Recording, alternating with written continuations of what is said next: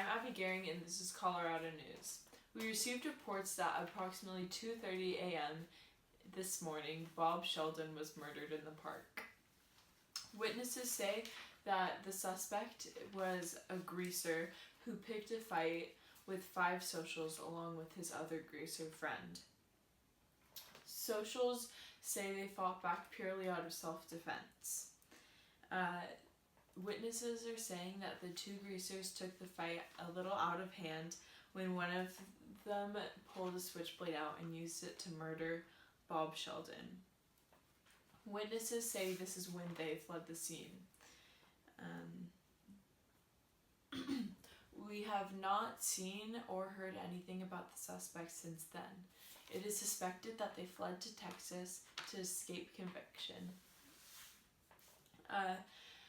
The socials and the whole community are very saddened by the death of Bob Sheldon. One of the socials involved in the fight gave us this statement. Bob did not deserve this. None of us did. Those dirty greasers started a fight for no reason, and now we all have to pay the price. Police are working tirelessly to find the suspect of this murder. If you see anything suspicious or anyone suspicious, please contact your local officials. Over to you, Azalea. This is Azalea Carzone coming to you live with breaking news. The 2 missing boys, Ponyboy Curtis and Johnny Cade, who are allegedly responsible for the murder of Bob Sheldon, were recently found hiding out in a church at J Mountain. It appears that the 2 were trying to escape authorities after the incident, even going as far as to cut and bleach their hair in order to avoid recognition from locals. About 5 days after the departure, inside sources say the 2 decided to return back to Oklahoma City with plans to turn themselves over to authorities. However, tragedy struck at the church they were staying at before they could leave. On their way back, the 2 passed by their hiding grounds to find the church up in flames. Sources say the 2 boys were quick to act once they arrived to the scene and heard that children were still missing, running inside the burning building to rescue the children that were still trapped inside. Thankfully, the 2 boys were able to rescue the children inside, however, were not so lucky themselves. Before both boys could completely make it out, the roof of the church collapsed on itself, effectively striking Johnny Cade and leaving him seriously injured. Both Ponyboy Curtis and Johnny Cade were rushed to a nearby hospital in order to attend to their injuries after the incident. Ponyboy Curtis was left uninjured, besides a few burns and bruises, and has already been dismissed from hospital care.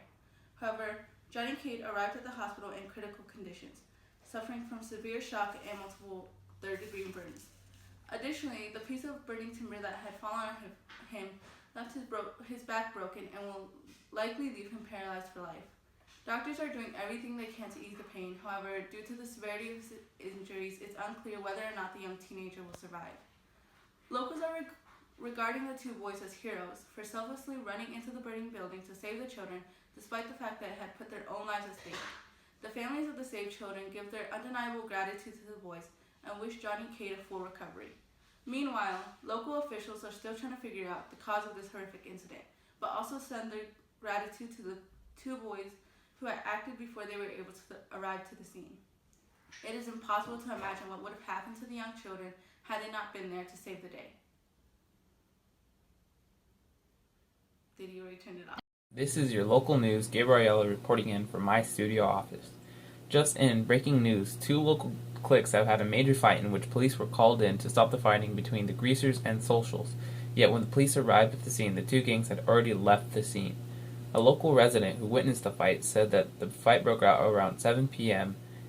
and the socials were defeated and ran away, and that the greasers, although won this fight, were heavily injured from the rumble.